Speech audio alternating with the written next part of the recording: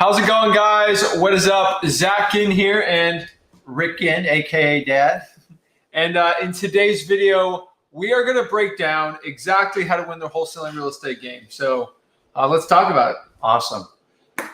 So how to win in the wholesaling real estate game. And I know a lot of this is going to sound like really simple, but I'm giving you my 18 plus years experience. You're four. And what you'll do is you're going to find commonalities in it. So it doesn't matter if you haven't done a deal or like this is the first video you're watching about wholesaling, the same fundamentals are going to hold true. So number one, you have to get started. So many times you sit there and you read books, you watch too many videos, and you do kind of an analysis by paralysis, and you spend so much time in this land of theory. Well, how wholesaling works is you're better off learning as you go along. And you've been taught completely opposite in school. Would you agree? Oh, yeah. You're going to take tests, you're going to study, you're going to have a professor give you a lecture, school teacher, whatever it is, and then you're going to get a pass-fail grade. Well, in wholesaling and in business, you actually have to fail forward while you do that. And what do I mean by that? It means the more you fail, especially in the early times, the better wholesaler you're going to be. So you have to be okay making mistakes, learning as you go. You will never, ever learn everything before you start. I'm in 18 years. I learned some really cool stuff today. And Zach's just over 4 years. And the same thing is, so when you got started, what was the key to your wholesaling success? Like, what was the main thing I pushed on you? Consistency. Did we read like 900 books and watch 45 videos? Nope. Correct. So what I did to get Zach started is I gave him a specific marketing action plan, and it was putting out bandit signs, right? One of them we did. Mm-hmm. And we gave him a script in a phone call, and that was it. I think I gave him 20, 30 minutes of instruction when we did it. Here's the difference is he could have sat there and studied the scripts. He could have wrote the bandit sign 100 different ways. It didn't matter how you actually did it. But what he did is you didn't exactly know what you were doing at the time, correct? No, but it's still different than today. Right. So as he went forward, he got the phone calls. He muffed up a bunch of them. People were rude. They hung up on him. He built his confidence, and that's how he started winning at the wholesale game. And by the time we got to the first contract when we did the deal, there's something that happens in wholesaling. When you get your first deal, you get it locked under, and then you actually make a profit of it. It's like a light bulb goes off in your head. I've watched it thousands of times. I've witnessed it. He has. And the goal of this video today is to show you actually how to be successful at wholesaling. And what it is you have to fail forward fast. You actually have to start. And this is probably the biggest screw up I see people do. They spend so much time studying, and this is what my teachers taught me. And that's the biggest mistake you can make. You're going to make mistakes. That's how you actually learn in life. In school, you're taught the other way. You want to get perfect A's, and then you go out in life, and it's challenging, and you're not going to get perfect A's. Wholesaling, you're going to start with some D's and F's at first, because that's how I did it. But I stumbled along the way. I made my first $10,000. I had no idea what I was doing. I told Zach, hey, just go out and do marketing. So many of you right now are like, okay, well, what do I do when I get under contract? Or how do I talk to people? Use this channel to go and look at the videos. Between me and Zach, how many videos are on there? It's over 400. Over 400. And I think we're the only people out there offering wholesaling education for free, but it's not really education. It's actual business plan, how to succeed in the real estate game. Guys, we're in a new age today. The days of gurus selling you $5,000 and $10,000 courses, I've taken every one of them. And some of them are good, but there's too much information out there. I love wholesaling because it got me started in real estate investing. I still do wholesaling as a big percentage of my business today. And I believe it's the fastest way to acquire wealth in today's business world, especially in the United States. Do you agree? It's the fastest way to become a millionaire in under 2 years. Anywhere in the United States. So hands down. It doesn't care what your education level is. It doesn't care what degree or what you got in school. I'm not telling you not to go to school or anything, but I'm just telling you the reality of wholesaling is it's a business. And It's non-discriminatory. It does not care what your education level. I would say, what's that thing though? What's that? The amount of effort you put into it. Correct. So What's the one thing you have to which leads me to the next thing is you have to start and you have to take action. So if you want to have a simple marketing plan. And so if you're just getting started out and your goal is to put out 100 bandit signs, how many are you putting out tonight? How many are you going to put out in the morning? And when they call, are you going to do your best to connect and build rapport with them? We have enough videos here to teach you how to talk to anybody, okay? Life is nothing more than a sales game. Your kids sell you, your spouse sells you, your parents sell you, everybody sells you. And I think we pretty much determined age is regardless in this business. Yep. Okay. So Zach jumped in, got into it at around 17, was looking at it at 16. There's wholesalers doing it at 16 too. Or there's wholesalers who are starting out at 65 and still doing it. I started at 33, 34. So I waited later, but I was fine doing it. It doesn't matter. I've seen people start in their 70s and do fine. And it doesn't matter because it's an amazing business and it will give you freedoms that you could never even imagine. So you got to take action. And I will tell you, here's the other part people miss. When you take this action, it feels like you're putting on like super tights. What I'm saying is it feels like really uncomfortable. And the minute it feels uncomfortable, you're in the right place. And we're taught in society, anything that feels uncomfortable, just get rid of it. And now, I'm not telling you if you touch a hot plate burner, take your hand off of it. That's not uncomfortable. That's painful and stupid. So it's going to be uncomfortable. It's awkward to talk to people that you've never talked to and you have no experience doing it. But if you talk to 3 people today, you talk to 5 people tomorrow, you talk to 30 people next week, each conversation is like you going to school and learning.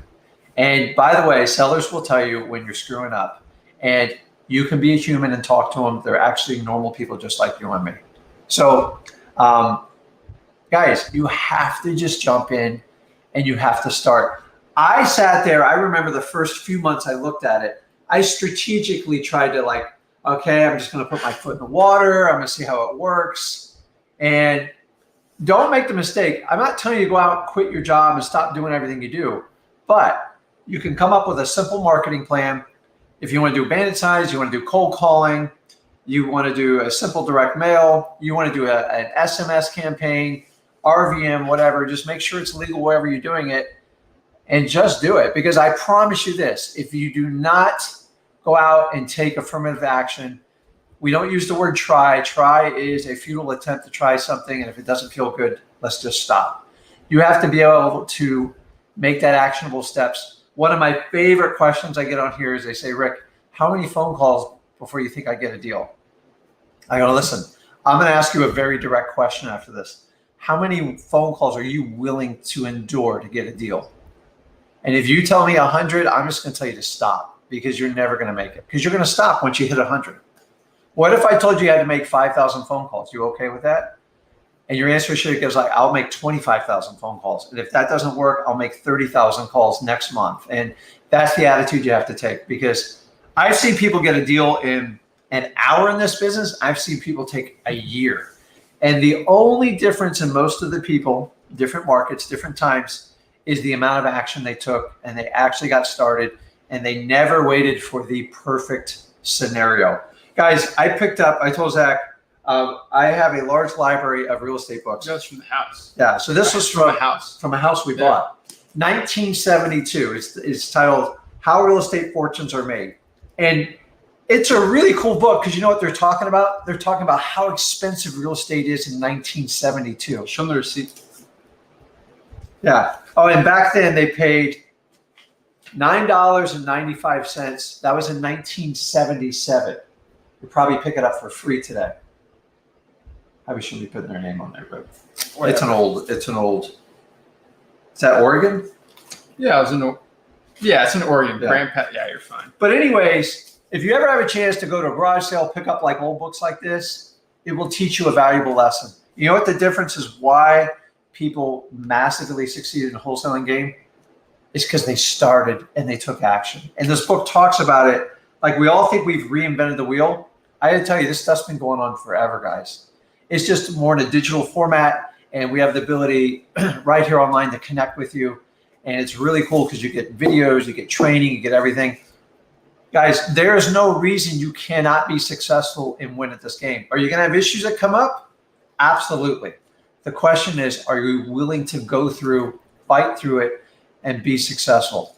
And you know, the first few deals you do are harrowing. They always are. I know the first deal I did, like, here's the truth. I was shaking. I was so violently nervous. But my why was to get into wholesaling so I could have more freedom to spend with my family, my time. And when I started, how old were you? He was like 3 or 4. So just to kind of give you an idea, 3 and 21 now. So time goes by quickly. Oh, yeah. But if you don't get started, you don't take the action, and you don't survive the uncomfortable feeling, you won't succeed in this business. Just the truth. So I will tell you this: if you start, you take action, and you're willing to be uncomfortable, there's no limit in what you can do. And that's the big secret in being successful in wholesaling. It's not about how you do comps. How do I do repairs? No, it's not it. It's just getting started. Take action. Be willing to feel uncomfortable. Remember, there's a difference between uncomfortable and painful. Yeah. Uncomfortable just means it feels awkward. I haven't done this before. So an example, most of us are right-handed. If you picked up a ball or whatever it is, let's say you're playing fetch with your dog and you threw it with your left hand, I promise you it would feel massively uncomfortable. But you know what?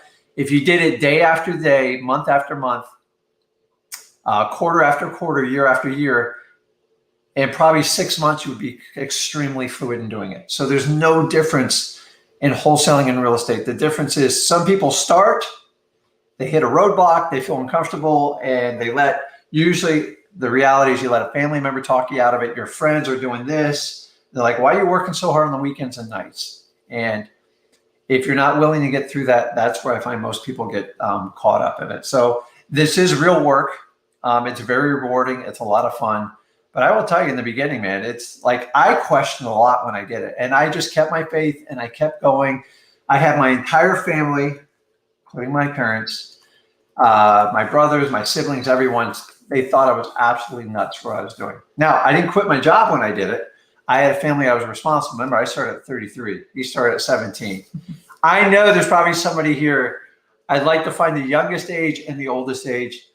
And it's always the same. The people who are willing to take action, be uncomfortable, and get started. Shut up. We have a guest subscriber. He DM'd me. His name's Morris. He's 62, just started wholesaling a couple weeks ago. Subscriber awesome. Always comments on everything. So shout out to you, Morris. What's up, Appreciate Morris? You watch our stuff. So I know he's watching today. So he started 62. I'm ready to pump it up. So let's get it going. So let's get some comments going. See what that guys can help you guys out win the wholesaling real estate game.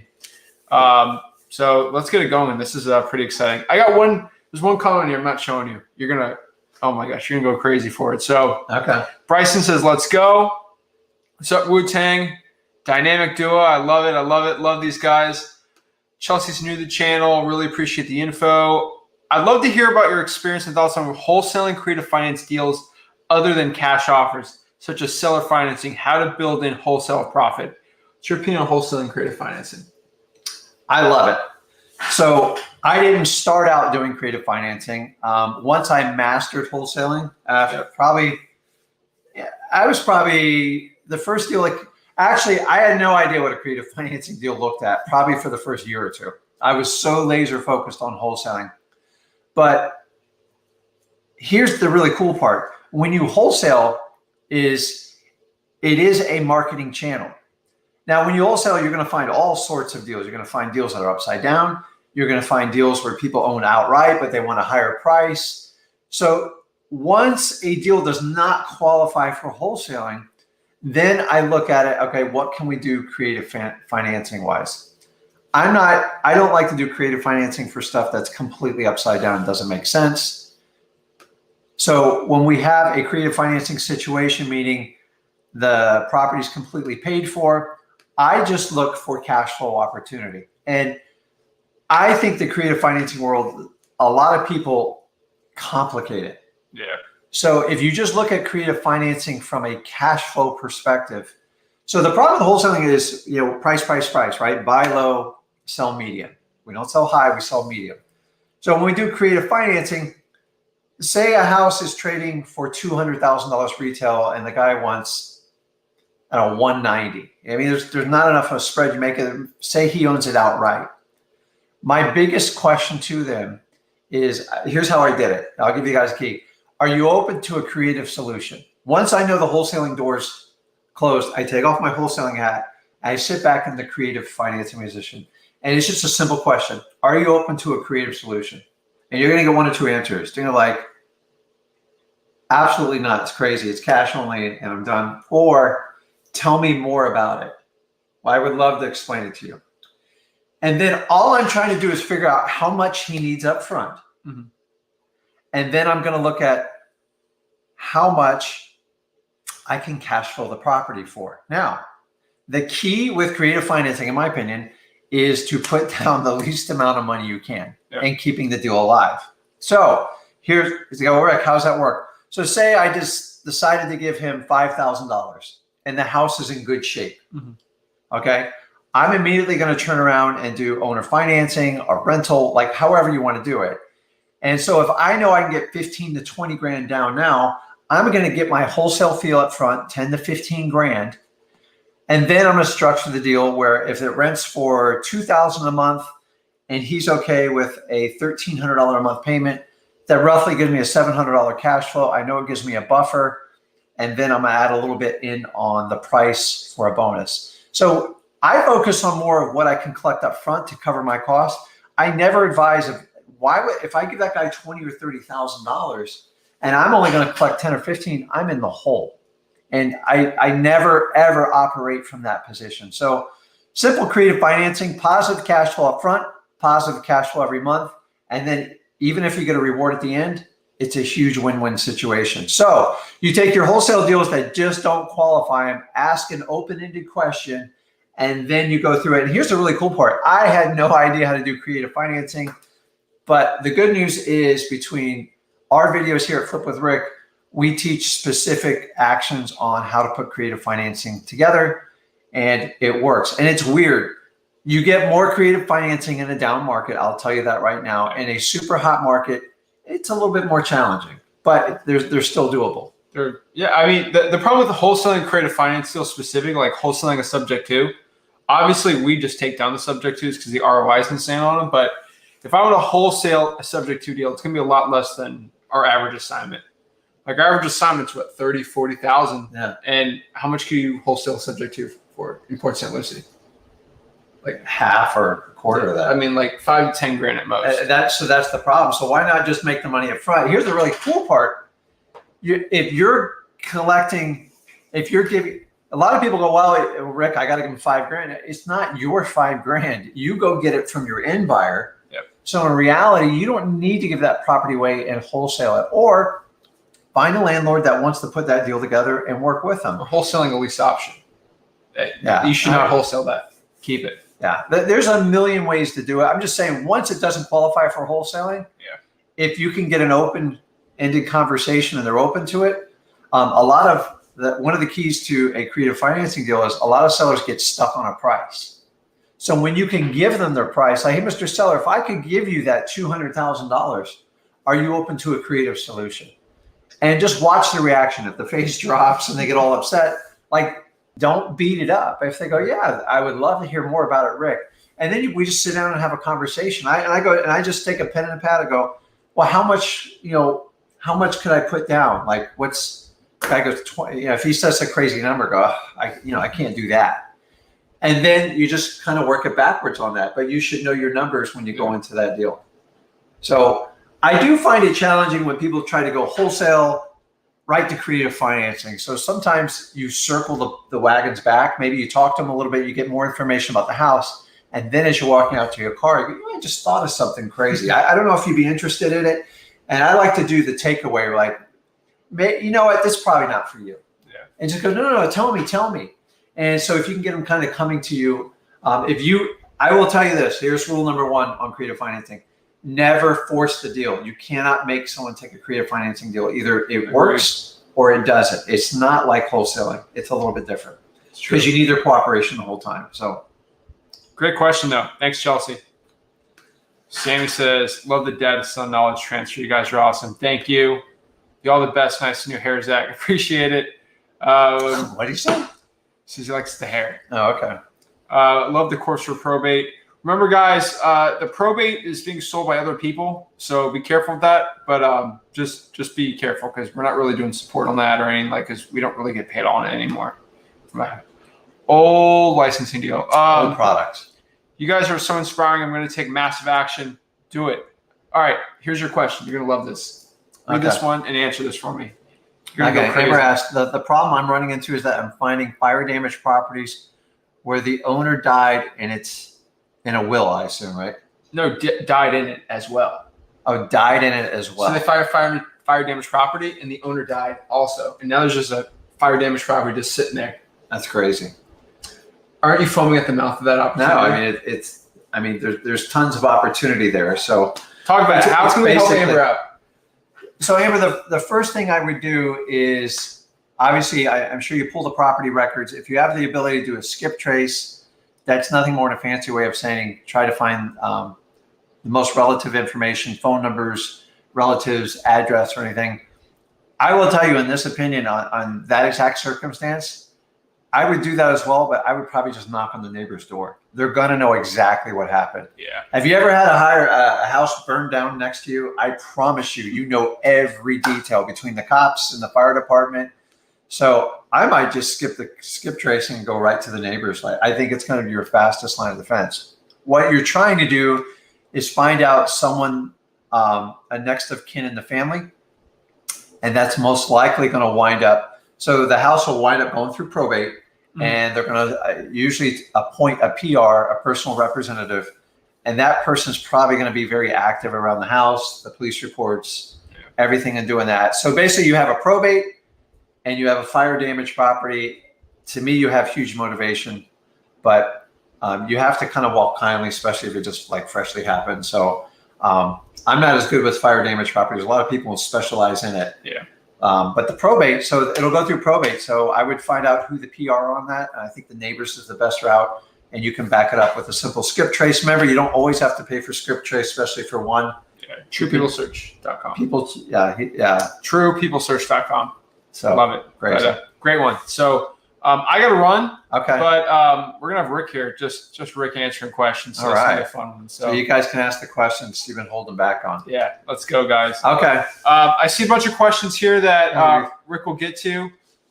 We left off. Let me see. Right here. 88 had a great one. Okay. Love the channel, guys. Swear to God, you guys are the best channel on wholesaling. Everyone wants to sell a course. Really appreciate you guys more than you can imagine. 80, we appreciate you. Yes. All right. I'll see you later. I'll see you in a minute. Okay, guys, I am here for the next 35, 40 minutes, and I will answer as many questions as you guys put in there. So, awesome. And just, you know how to end it when you're done, right? Yeah, I know. I got it.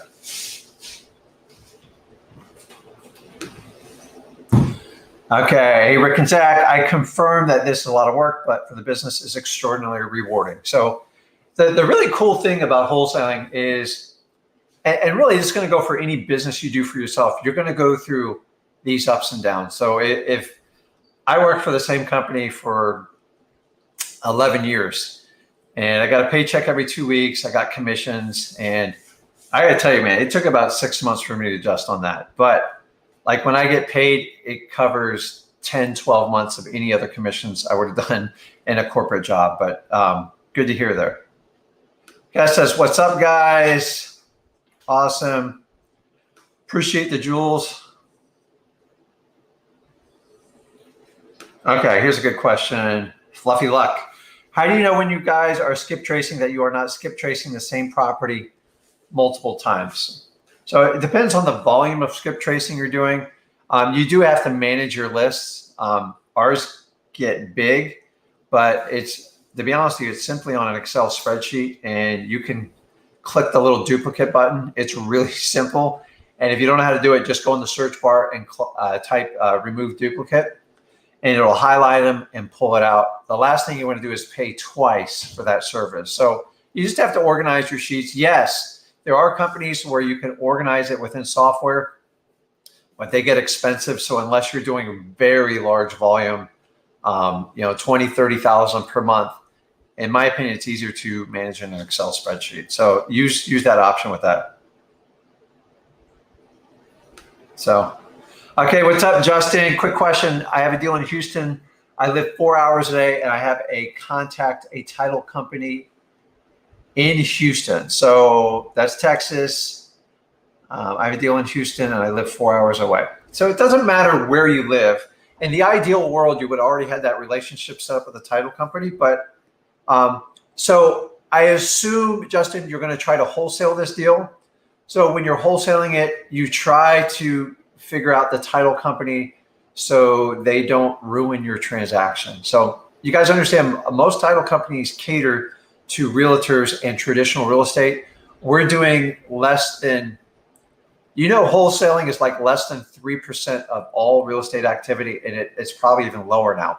So if you were buying it cash and reselling it, it probably wouldn't matter which title company you use. But when you guys use the assignment of contracts, make sure your title company understands what you're doing, your process. And if you don't like them, just go on to the next one. So I would call title companies and quickly say, hey, do you deal with assignment of contracts? Do you work with investors? Don't use the word wholesalers because it freaks most title companies out. So yeah, give them a call. But if they don't work out, just have another one going on, and then look inside this group, any other groups of someone who recommends a investor-friendly title company. Investor-friendly for you guys means they understand what we do. It doesn't mean they're on your side. It just means they understand what you do. So, okay. I asked, would you recommend wholesaling land or houses for a beginner as a teen? Also, is this process different? Actually, it's not. So if you look at land, you just take the house off of it. The only challenge with land is trying to understand what the values are. And remember, the buyers are typically going to be small builders or people who like collecting lots. So sometimes the spreads are a little bit lighter. The good thing about land is it usually goes much faster. People make fast decisions because you really don't have to go look at the property. So it's whichever one you're more comfortable with. People feel like you can make bigger spreads on physical properties, on real estate. I do a combination of both. I started out doing single family homes, and then every now and then you get a lot who process it. But guys, just so you know, there's wholesalers that make a complete living off land alone. And one of the biggest craze going on right now is people actually buy larger parcels of land, and then they go through the process of divvying them out and they sell them. So it's like you buying a giant pack of toilet paper, is a terrible analogy, from Costco, and then you go and sell them off one by one. So my answer to you tonight is whatever you're comfortable with. Land's very fast and it's inexpensive to do. That's the advantage. The problem is sometimes the profits aren't nearly as much as single family, but I've seen people flip lands for 6 figures. So when land comes across my desk or lots associated with it, I usually separate it from that property and sell it retail on its own. So hopefully that helps you out. So awesome. Keep the questions coming. So Fluffy, I agree. I don't want you paying twice for skip trace. So use an Excel spreadsheet and keep checking your files. Like you should keep like a master one. And on the bottom, you can have the workbooks. And every time you run a list, you can cross-reference it. Worst case scenario, if you're struggling with it and you're not I'm not a huge Excel guy, but I know just enough to be dangerous with it.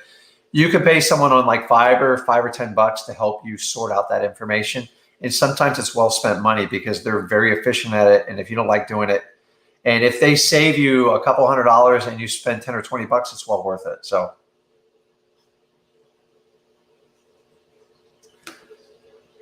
Raheem asked, what diaper do you guys use for real estate? I don't know. I guess I like Johnson & Johnson. It's my favorite. Oh, Okay, I get it. Dialer. So what dialer I use? So we've actually used just about every one there is. We used Mojo for a long time, and Mojo was actually created for real estate agents. It was never really created for like real estate investors. I'll tell you right now, there are so many out there. I wouldn't even give a recommendation because there's so many advanced services. You just got to make sure cold calling is going to work for you, and you've calculated the cost, time, and energy it takes to do. A lot of people think cold calling is fast, easy, and cheap. It's not. You have to be really good at it because you got to have X amount of calls a day. You got to do a lot of skip tracing. And so Mojo, we used to use a 3-line dialer. I've heard they have dialers up to 10 now. I don't know how logistically that would work, but I would just start with like the cheapest services that'll accomplish what you want. You remember those dialers, they're like hanging up on people and they're rotating it. So it's kind of a rude service, but I get it. There's so many out there, Raheem. I would just kind of look at them all and see who someone give you a free trial version. I think Mojo's kind of getting outdated in my opinion, but who knows? Awesome. Luca Mills. Okay, I'm a teenager, 15. Awesome. I was going to get into wholesaling land. Any tips? Which one would you consider to be easier, wholesaling homes or land? So I just answered this question. It's up to you. The advantages of land is it doesn't really require a lot of money. So I have areas where I bought land for $2,000. And when I say I bought it, I didn't even use my money. I just went and got my in buyer's money. And most people are going to wait till the closing to fund the $2,000. So a lot of them, I didn't even do a deposit with them. So the good news, Lucan, is you're 15, you're way ahead of the curve. So I've been programming my kids since the day they were born. They just didn't know it. And I taught them that they got to make their own way in life. So no matter what you do, Lucan, like you can even if you just do wholesaling to create wealth, and say you want to be a pilot or something like that, you should still do it because when you get really good at wholesaling, I literally work 2 hours, maybe 3 hours a day, but they're very focused hours. It doesn't mean I don't do other things. I do, but I'm just telling you, 15, man, you got like the world at your sleeve. You're going to jumpstart Zach, which he didn't get in 17. And by the way, I never pushed it on my son though. The fact that you're watching this video and doing it, I mean, amazing. So just keep learning as much as you can. Here's what happens is, I don't care if it's land or a house. If the opportunity is there to help somebody and make a lot of money, do it. Who cares? Some of my best deals, by the way, I know I love doing all the marketing stuff, has come from friends, family. One of my biggest deals I ever got was from one of my mom's friends. And it was just a conversation. I believe it was like at an Easter brunch. And somebody passed away. She's like, I don't want this property. You know what I said? I go, I'll take it. It's just like, you don't want it either. I'm like, I want it. And here's the best part. It was a 55 older in community. Everyone's like, you don't want it. I'm like, I'll take it. So I wound up buying it for, I think, $42,000. There was $40,000 in the mortgage. There was $2,000 above it. I should have done a creative financing deal and taken it over. But I sold it for $98,000 a month later. I didn't do one thing to it. So what I'm telling you guys is the more time you have on this earth, the more chance you have for opportunities. And as I say, if you pick up one of these old books, especially you, Lucan, they're all complaining about how expensive real estate is in 1972. So we're in 2021, and guess what? Everyone's complaining about how expensive it is. You guys notice the trend here? Those who get started, my God, if you get started at 15, you are so far ahead of the curve, it's ridiculous. So watch the videos, do what you think is comfortable. Come on these lives, ask as many questions as possible because, Lucan, you're smart. You're going out and getting a free education, what everybody else is paying $10,000 for. I've done this for 18 years. I've taught a lot of people. I'm telling you, I'm not holding back. You guys know I taught Zach 17. In 90 days, he did 100K. There's no reason you can't do it. You're on the right path. Emery says, I found 2 within the month of May. So I assume you're talking about deals. That is awesome. Guys, this is how you get successful in real estate. It's okay to read. It's okay to study. We all get the same 24 hours in a day. So if you're going to school or you're going to work and you're supporting a family, that's 8, let's just say 9, 10 hours. You're going to sleep for probably 6 to 8.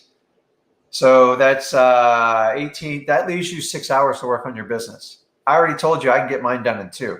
I've been doing it a while, but I tell you, I spent endless nights, weekends while all my friends were out partying and doing stuff. And I did that when I was earlier. And I just decided I was going to make a change. I was tired of working for corporate America. It was a good decision because all my coworkers wound up getting laid off. They all got retired early. And I thought that company was going to take care of me. So don't depend on anybody else other than yourself. So Amber says 2021. That is awesome. So just keep doing it. And guys, we can share our successes here. This is the awesome part about it. I don't have a hidden agenda for you. I know a lot of people are getting pissed because me and Zach are doing this for free. And you know what? I know we're on to something, because why charge for this? I don't understand. It's all available right here. Wholesaling is a starting technique to get you in real estate investing. Guys, I do this 18 years. I learn something every day. I do commercial deals. I do apartment buildings. I love it all. But I will tell you, if I didn't get into wholesaling, I would have never had the opportunities to do that, to buy my dream house, to live on the water, to do whatever I want. I'm able to do all that stuff. And you know what my favorite part is? I get to work with my son right here with me. And at 17, and by the way, he's much smarter than I am. And you guys will probably tell him that anyways. But he understood by taking massive action and getting started early in real estate, it was great. I didn't start till I was 33. Lucas started at 15. Zach started 17. It doesn't matter. Here's the key, guys. Just get started. Okay, let me get caught up here. I'm getting behind here. So, okay, so Alexander asks, what market you guys in? We're basically in all of South Florida. I'm pretty much the king of Port St. Lucie. I do more deals here than anyone. If anybody wants to put their HUDs up against me, I'm more than welcome to share them with you. But see, the difference is I do this business full time. I don't have a coaching business. So many wholesalers think that they can shift from being a wholesaler to just a coaching business. You know why? Because they're probably struggling being a wholesaler. So I kind of get to do the best of both worlds without selling stuff. So the biggest question, me and Zach, is why do you guys do this? I go, A, no one's done it before, so I know I'm on the right path. And number 2 is if I can help as many people make their first 100K in wholesaling and show everybody the path, and you guys help me get more subscribers, more users, that in itself will create a community that will trump anything else that's out there. So I've been doing this since 2003. Zach's 4 years into it. It doesn't matter. So I learned by teaching my son, which I think teaching your own family is one of the hardest traits to do, that you can do amazing things. How do you support the channel?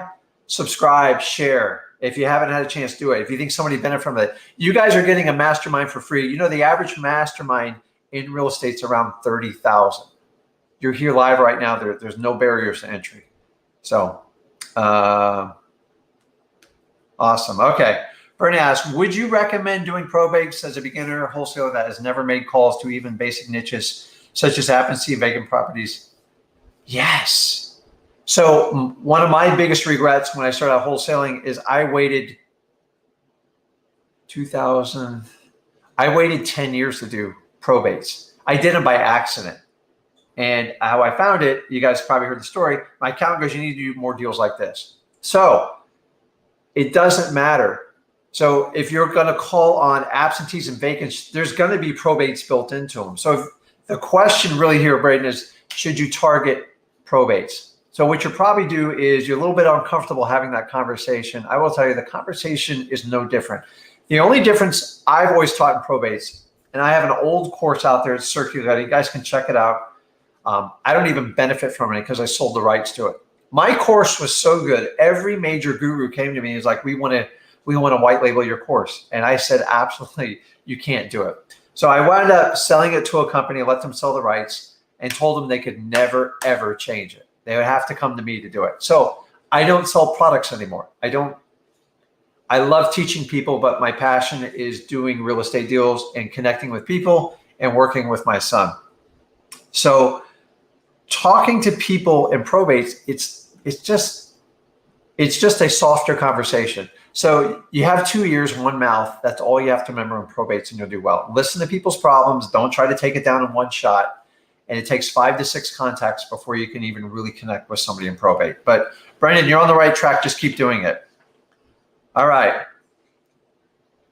Vexinator asks, can you explain the whole title company process? Really simple. A title company's job is they're supposed to be a neutral party. Doesn't always work out that way. And their job is to act as an intermediary between the buyer and seller to close the deal. So a title company, the word title is how they make a majority of their money is they sell insurance policies. I don't know if you guys know that. It's called title insurance. So what they do is once a property is under contract, they pull the title and they pull the chain history of title and make sure each property passed correctly with the correct deed. There's warranty deeds, there's special deeds, there's quick claim deeds, and sometimes people trade properties illegally. They don't do it correctly.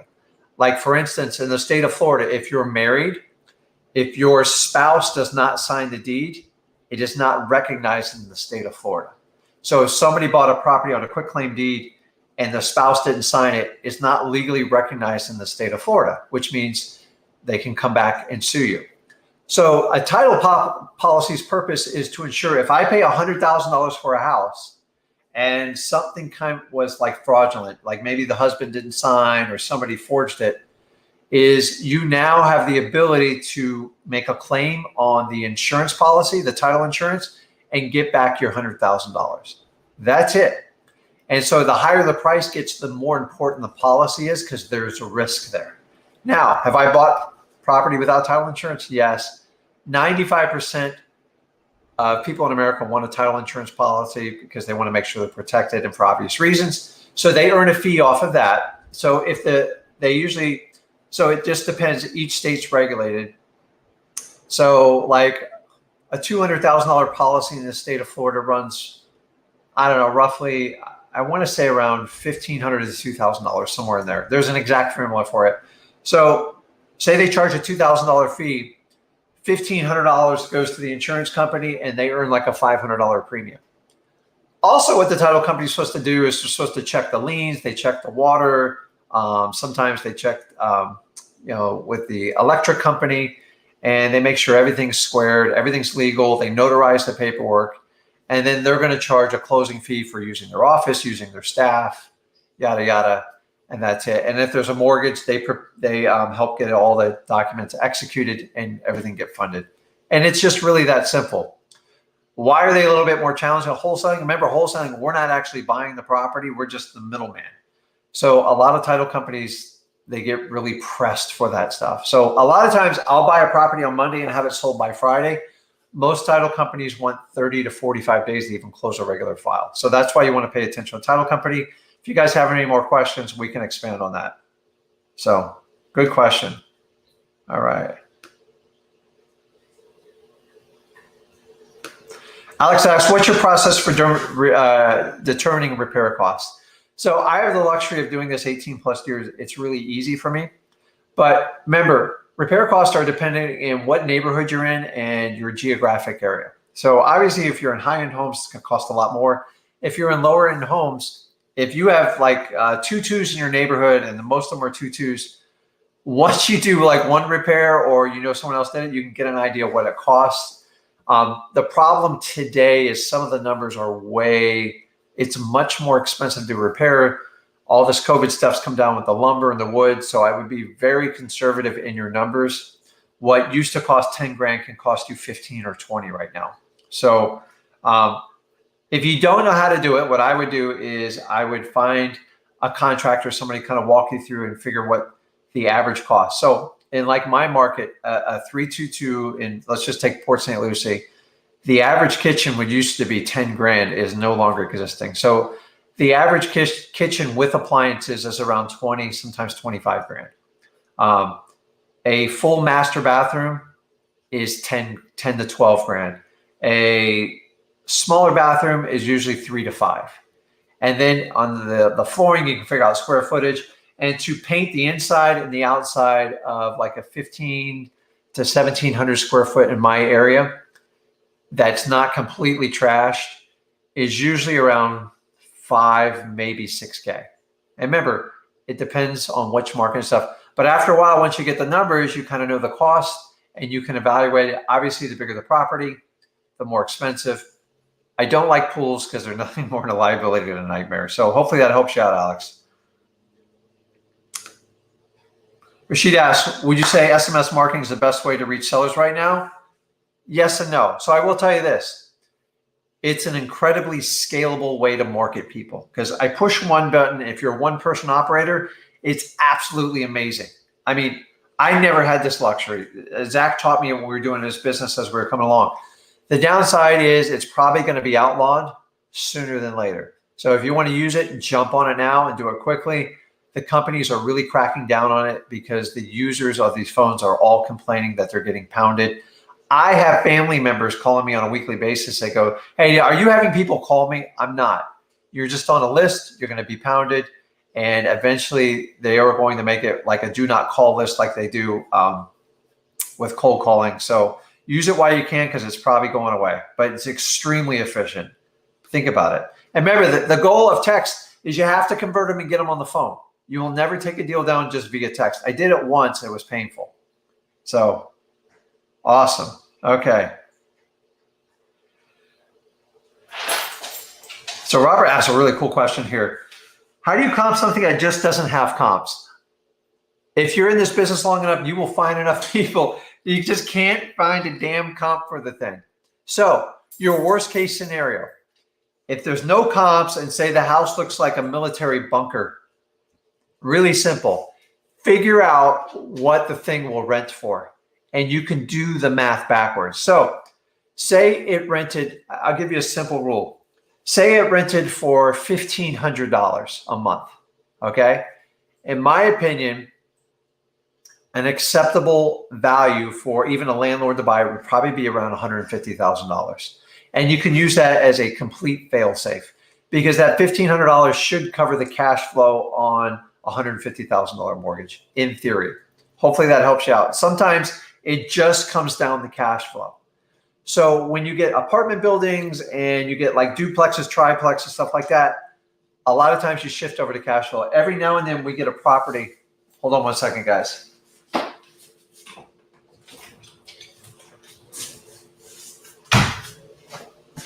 Sorry, I had to let the dog out of the studio. You get a property, it just doesn't work. So it doesn't mean you're not going to buy it? No, but just figure out what the cash flow on is it. So if it's getting $1,500 a month, you know, offer the guy 100, 125, your max would be like 150. But that's how I've done them. And you can start a conversation because you can't figure out what the comps is. But if you can make it cash flow, I promise you there's a buyer for it. So start with the cash flow one. So you always go with comps first, and then you look at the cash flow on it. But if you can't do comps, you can do cash flow. Okay.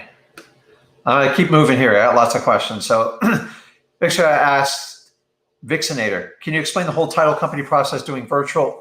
It's the same thing. You need to use a local title company in that town you're doing business and walk through the same process I mentioned earlier. Make sure they will work with you as an investor and they're very familiar with doing assignment of contracts. And on virtual, I would add another note. I would try to find someone that can do a virtual closing for you. So you can do notaries over the internet. I've done them. They're pretty wild. But I just did, I think, 3 closings virtually. So you can do them. So just make sure they can do some sort of mobile, not a mobile notary. You can do an online notary. A mobile notary is actually when they come to your house, your office. Look for someone that can do a virtual closing, and that's the only thing I would add to it. But they got to be local in your market. Good question. Okay, let's keep moving. I'm doing an order. Bonze asks, for a double closing, only a purchase agreement is necessary, right? One between the seller and me, one between me and the buyer. Yeah, I mean, it's so let's call it your A to B. A is the seller, B is you, the wholesaler, investor, whatever you call it. And then you have a separate contraction, which is B2C, is from the wholesaler to the end buyer. You're correct. The key ingredient on a double closing is they usually happen within a 24-hour period, maybe 36 hours. I've seen them go a little bit longer, but that's the key. So Bonsai, that's awesome. Why? So for those of you asking, well, why would you do a double closing? Sometimes you have to do a double closing to protect people from freaking out in closings. I'm all about full disclosure. If you guys hide the truth, they're going to look it up and see what you sold it for anyways. But in a perfect world, if you buy a house and you resell it, there's nobody can ever come back and question why you do it unless you did something ethical or like completely fraudulent. So you got it right, Bonsai. That's perfect. Okay. See, now I'm getting good questions here. What are you guys currently doing to get leads? So I've been doing this 18 years. I use every source out there. SMS. I don't do ringless voicemail anymore because I got sat down and I had to settle. So I don't do it anymore. In the state of Florida, it's basically outlawed. I do cold calling, but I call it warm calling. We used to call 20, 30,000 people a month. It's just not effective anymore. But what we do is we get offline lists, and actually we go old school. We have one person just goes rips and calls on them. Probate lists, code violation lists. There's only a couple hundred people on these lists, so you don't need this massive dialer. Texting's great. It's going away. Jump on it, get it done. It's probably the most scalable and the best thing if you can do it like a one-man army. I do heavy direct mail. It works very well. My ROI is through the roof on it. I've been doing that since I started, and I do a lot. We do a little bit of online, do some radio ads, and then guys, bird dogs. I love bird dogs. I love networking. I work with other investors too. So the sky's the limit. So my recommendation is find one channel that you love to do and master it, and then find something that complementary. If you hate cold calling people and you don't want to do it, don't do that because you're just going to torture yourself. So good question. Awesome. Okay, guys, I got like 10 minutes. Let's keep them coming here. We're going to go in speed round.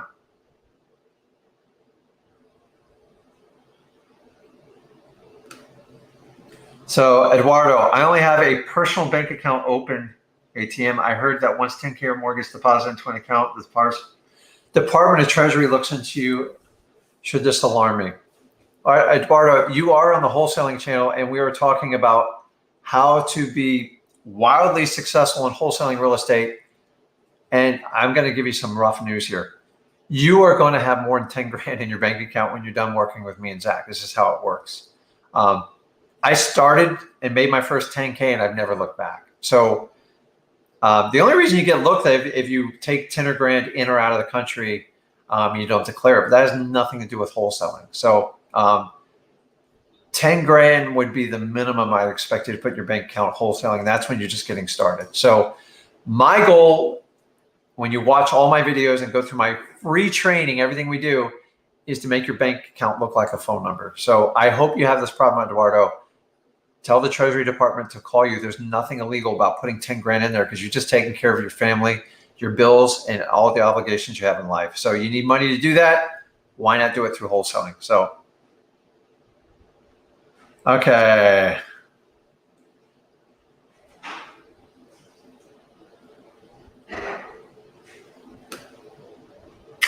What are the best skip tracers, and what do you recommend for mailers for someone who has a tight budget? So honestly, if you have a tight budget, you don't have to do direct mail, guys. Like I don't, honestly, direct mail is a different beast. It's a little bit slower. The reason I like direct mail, if you have a budget for it, is the phone calls come in and I control like how we deal with people. Yes, I pay somebody to answer the phones live because it's very effective and I'm in a highly competitive market. But I like the inbound calls. I've done the outbound on the cold calling and everything else, and it's more taxing to get the people. When a customer reaches out and contacts on a direct mail, we have a pretty good success rate in doing it. Cold calling and SMS, it's a much deeper process. You really have to work them to try to get them on the phone and get a deal done. So I like direct mail. The really cool thing about direct mail, like people complain, well, you know, it costs X amount of cents to do it. Listen, you can do postcards as low as 35, 36 cents. You have to do bigger bulk to do that. But so if you did 500 or 1,000 mailers and say it cost you, you know, 1,000, 1,500, and you get one deal and you make 30 grand, I promise you will look at direct mail completely different after that. So I don't recommend it for someone that has a tight budget or just getting started. I'd rather you cold call. Driving for dollars, guys. That's a huge one. We still do this day in our company, driving for dollars. It works well. As far as the skip tracers, let me see here. I got it.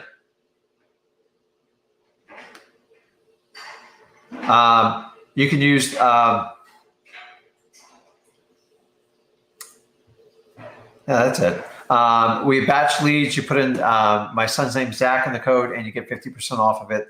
That's who we use. But remember, find out what really resonates. If you hate cold calling, don't do it because you're going to be miserable. So if you're on a tight budget, by the way, a tight budget, I hand wrote all my letters and I hand addressed them, and I sent out thousands and I got deals. So I was the guy, one of the first guys to do handwritten letters and postcards. And then I created a system called Handwritten Postcard. I should probably just give it away free sometime. But I made it so wildly successful, everybody knocked me off and duplicated it. I had to stop using it, but still works. You guys can sit there and do that. Okay, speed round. I got 10 minutes left, like 7 minutes left. Good question, though. Again, we just answered this. We do texting. We do warm calling. I don't do massive cold calling because it's a real nightmare right now with the, it's just getting more and more expensive to do. So direct mail, door knocking, we'll do it on like a specialty list, mostly like a foreclosure list, but you got to be very, very careful in today's world, especially with like a lot of COVID stuff. We had to shut that down. Driving for dollars, still one of my favorite ones. And one of the old fashioned was we used the FedEx envelopes and we set them on like people's.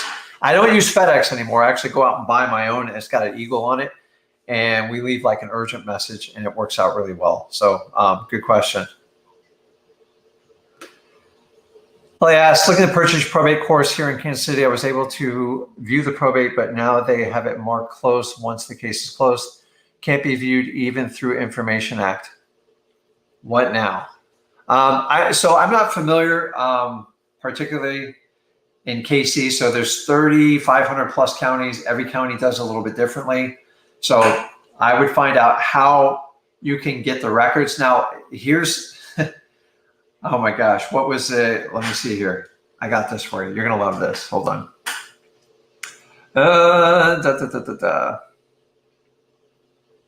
Now we're still testing this all out. Go to listrei.com. What I would do in your town is use the pre-probate list. It works really well, guys. Like honestly, this is, I hate the word game changer, completely abused, but this basically cross-references the death certificates to property that own property and gets you a list. It's not perfect, but in your case, it would be perfect. And honestly, if you already have a PropStream account, it doesn't cost any more. So look that up. I think you'll get a lot of value. As far as purchasing my probate, I don't really sell one anymore. So if you want, I will teach you as much as I can in these live streams. I do a lot of videos. I do little things on it. I love probates. It's just having a conversation and not being an idiot about it. And use your 2 ears more than your mouth, and you'll do much better with it. I had a course out there called PPS. If you Google it, you can look it up. I don't own the rights to it. I don't even sell it anymore, but it's still my exact content. So I think it's out there, but I don't really promote it. So it's up to you if you want to do that. So good stuff. Okay, 5 minutes, guys. Let's see here. Eric asked, if I have a house on reverse mortgage, 800K, the house is valued around 600 or 700. I've had removing government liens are possible. How does one do that? So I don't know what you mean about a government lien unless you're talking in regards to the mortgage. This one's tricky and challenging. And if you guys ever come across reverse mortgages, they're good for the person who has to take it. They're just bad for the family and the person who has to sell the property. Once the person passes away, the bank lets it ride for up to a year, and they just compound the interest and the penalties on it. And they get the debt on the house usually about the same value of the house. So most reverse mortgages will not have a lot of equity in it. And that's the frustrating part about it. And no, they will not negotiate with you. And especially in today's market, there's no chance of negotiating. So, and doing a creative financing deal, it's going to blow up on you because the debt's due in 1 year from the date the person dies on most reverse mortgages. So they're a little bit challenging. So I usually pass and just kind of move on. And I just try to give it to a realtor and list and try to share in some part of marketing fee via commission. So that's my recommendation to you. But hey, they come up. Awesome. Okay. Oh man, you guys. Okay. Get the last questions in, and I'm speed writing. Let's see. Let's see.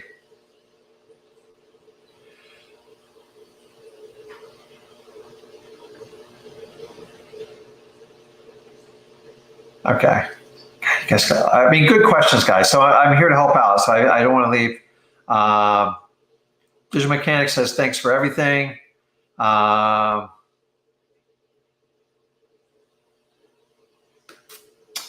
Let's see.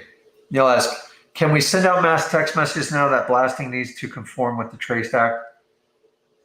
You can, but they just keep tightening the noose on it. It's just going to get tougher and tougher. So the problem is, like, every week, the data is changing as far as what you conform to, and it's eventually going to be to where it's just going to be such a pain in the butt. It's not worth doing. That's just my opinion. I said this 3 years ago. You bug people enough, they will outlaw you. Life Nina, what resources would you use for virtual wholesaling land with the least amount of money? Honestly, I would go to listrei.com. I would get an account. PropStream is the absolute best tool for you to research the right market to be into. So you got to find the market. What I always recommend people is go. So if I used to live in Tulsa, Oklahoma, and now I moved to Florida, but maybe I grew up there, and I already kind of know the lay of the land and I understand it, and I would probably start there. I probably got friends, I got family that can help me out.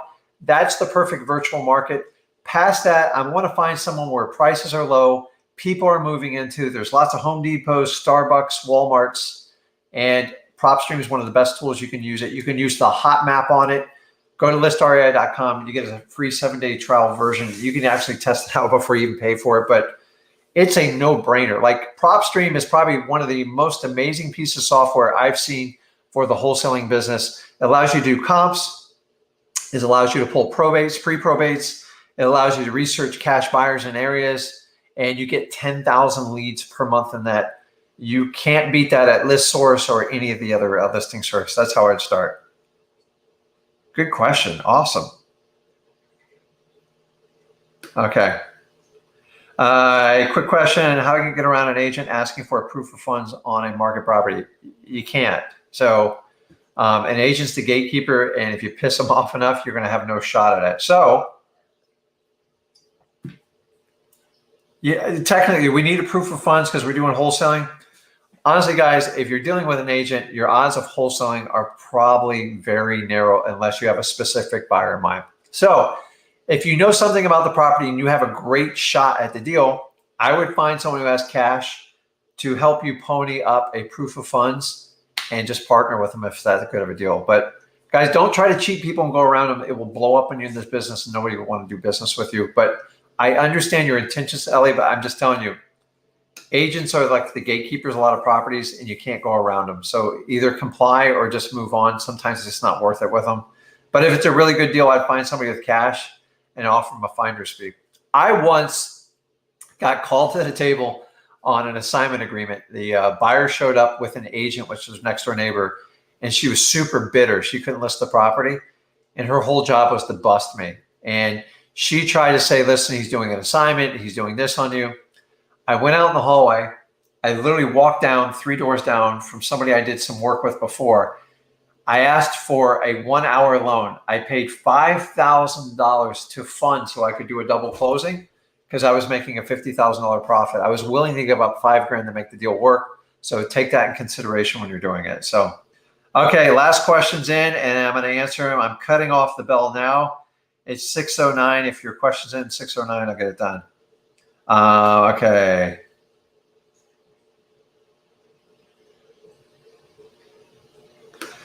Okay, Neil, so thank you for the content. Awesome. What type of person would you say is easiest to target? I'm trying to get my first deal done. They're all correct. Everyone you put on there knows the default, probate, high equity. I like driving for dollars. You can collect them. High equity, absentee owners. Look at the vacant part in listarei.com. It works really well. The pre-probate sections, you're onto it. Like, just pick one and nail it, or do them all. Darkman, how do you feel about Facebook ads? Do you market that way? So I don't do it. It's just not overly effective in my market. If you want to do Facebook ads, I'll give you guys a free plug. Check out Chris Chico. He's a good friend of mine. He's here in South Florida, and he's invested a lot of time, energy, and money into it, and he knows what he's talking about it. So if you ever, now listen, he actually does it. So he does have a course, for full disclosure. I'm just telling you. The challenge with Facebook ads is it takes a long time to convert them. So I've done it with one of my real estate agencies, and the average conversion is 10 to 18 months. That's a lot of talking to people. So, and remember, they're not on Facebook targeting to sell their house. It just, oh, by the way, you know, if you want to sell your house, you get their ads. So, and everybody brags about how cheap the ads are. It doesn't matter. It's how many deals do you make profit of it. It's not the cost per lead. If you get 300 leads and they're $8 each, but you don't make a deal, then what's the point? You just spent all that money. So good question. Check out Chris Chico. It's a paid course, full disclosure. So I don't want you guys to pay for anything, but if you did,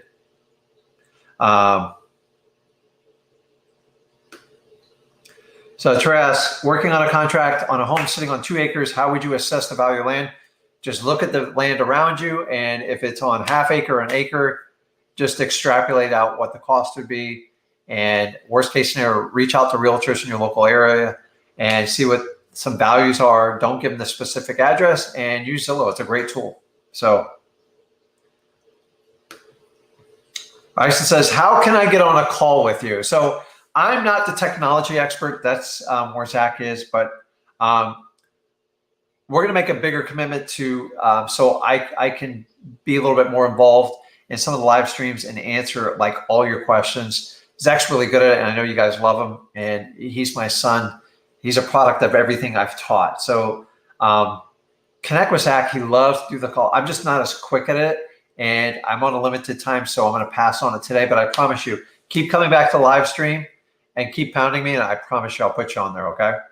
But remember, when you get on a phone call with me or Zach, you've got to be productive to the point, and because everybody wants to learn, because we're all doing this for free and helping each other out. So if you guys can share this link and bring somebody that you think would get a value from this, guys, it's free. We're the only people on the internet teaching all this stuff for free. I don't care what other people say. I've been doing this 18 years. I'm trying to build the biggest, baddest wholesaling community on this planet, and you guys can help me out do it. So, okay, I'm ripping through them now. AD, what kind of budget do I need to text blast for 10,000 properties? Just do the math on it. It's so just check out batch leads. What's the cost going to do you? Use listarei.com to pull the list, and it's just a math problem. Do it on an Excel spreadsheet. Figure out what your cost for skip tracing, the cost of your leads. You're better off having a subscription through ListREI, and then just do the budget, and then you just reverse engineer what you can do. I used to do budgeting on $200 and $300 a month when I was broke. You can do the same. You just keep adding zeros to it eventually when you get good at it. Okay. How do you avoid calling and texting the same person when you have a list that you are cold calling and texting? Guys, you can use Excel, and you can use filters on it. If you're not comfortable doing it, hire somebody on either Upwork or Fiverr. These guys are really good at this. They use pivot tables. It can get really complicated. I don't like to overcomplicate this business. You just got to find a way to organize the stuff, because the worst thing to do is paying for something twice or calling the same person over and over when they've already told you to take them off your list. It's just a huge waste of time and money. So, Bryson, what list would you say would be the most efficient in a saturated market? Atlanta, any type of offline list you can get: code violations, tax delinquencies, any type of water shut off, any type of private list. Go get a driving for dollars and collect that. Go try to work with bird dogs. You want to talk about saturated markets. When I read old books like this, they're complaining about the prices of houses in 1972. It gets me excited because we're all complaining it's saturated. Everything's expensive. Guys, things are going to change. I'm telling you, I've been through 2 market cycles. They change pretty quickly. So if you're complaining about the cost of real estate in 2021, what are you going to do in 2030? Especially Lucan at 15. So hopefully that helps you. Okay, we're down to the last few here. Let's see here. Lucan, how do we use the money from the title company? Can we get a check instead of a direct deposit? Yes. I'm doing wholesaling in a different state. Can they mail the money to you in another state? Yes. The simplest way, Load, you can get a wire right into your bank account. They charge you like $15, well worth it. If it closes at noon by 2 o'clock, you have a direct wire into your bank account. There's no holds, there's no waiting. Remember, if you get a check and you guys are just starting out and you're on a budget, say you get a $10,000 or $20,000 flip and you got a new bank account, they'll hold it 7 to 10 days. Go get a wire, it costs you $15 and it's available instantly. So I think Luke is going to be getting a lot of those checks. What do you guys think? Bryce asks, how do I find a probate online? Find out if your county has them online. So you can call your local court, ask for the probate division and ask, or just go by and visit them, be a super nice guy and talk to them. They'll tell you. So you either physically pull them at the courthouse or you get them online. More and more courts are going to online. The problem is some of them are limiting the view. Now, if they charge you with like $100 for a business access to it, just pay it. It's well worth it. Let's save you the gas on it. Okay. Probably ask, where is Zach? So Zach was here earlier and Dad's here now. So I'm Rick, Flip with Rick, and I taught Zach at 17 how to do this business. So we work together. We run multiple businesses together, all in real estate. And here's the key is, we don't do a coaching business. We do this for free. So you get Zach, which I know connects with a lot of you. And Zach is basically a mini version of me. I love my kids to death. I have a daughter as well, and she's in the medical field, and she's amazing too. She just doesn't want to do real estate. So Zach loves it. He shares my enthusiasm, my passion for it. And so trust me, Zach will be here. He ain't going anywhere. So awesome, guys. I think I'm going to wrap this up.